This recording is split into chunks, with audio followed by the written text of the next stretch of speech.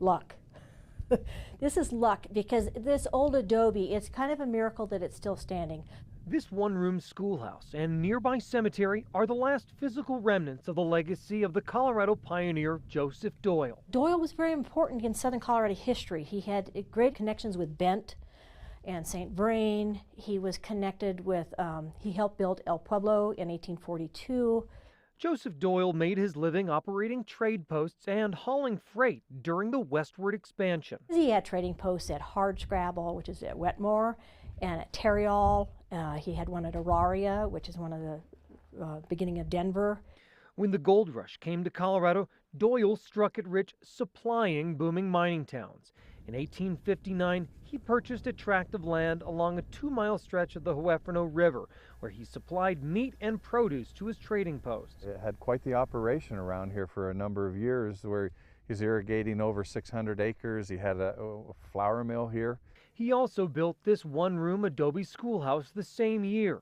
It's believed to be the oldest existing school in Colorado.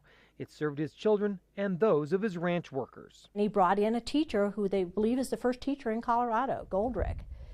And he was here for about a year before he moved on to Denver and helped start the Denver school system.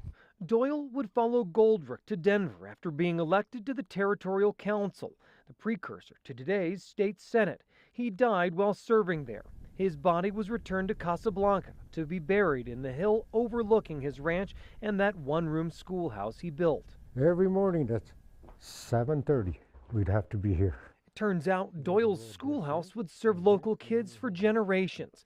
Andy Duran attended elementary school here nearly 100 years after it was built. So it was already old.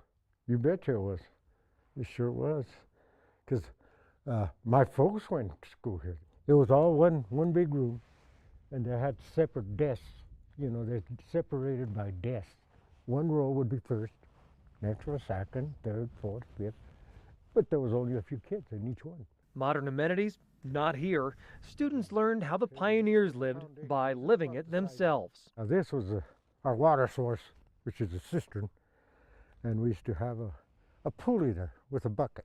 Through the decades, the school became a community center. People would meet here, you know, to discuss stuff that's going on. And he still reveres this building as his favorite school. The teachers, they were great. They made sure you learned what you're supposed to. They didn't mess around. I wish somebody would have kept it up, you know, because this has so much history. The school's former owner shared Andy's respect for its history and knew he couldn't save the building by himself. He contacted county officials. We wanted to know if the county would be interested in accepting the deed, if he would deed it to the county so that we could then preserve and protect it. The county agreed, but at the time didn't have a clear plan forward. Trouble with it is then folks kind of forgot about it over the years and nothing was happening. The building continued its decay. Me and my brothers will always look at it and say, when these days will come up here and we're going to redo it all the way it was. Local ranchers got together and caught the attention of preservationists. And I ran into one of the ranchers out here, and that's when he expressed that the ranchers out here were interested in getting it preserved. And so I started showing pictures of it to my fellow commissioners saying we need to do something. And so that's why we're here. I would love to have this preserved.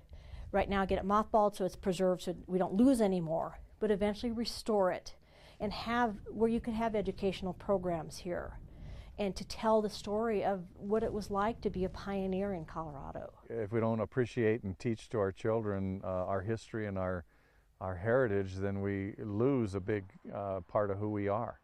And so I want to have this be part of that. It's still a long road ahead, but with a renewed interest and community support, people are hopeful that Doyle's legacy will continue to stand proud on the Eastern Plains. Our history is still standing, so come take a look at it.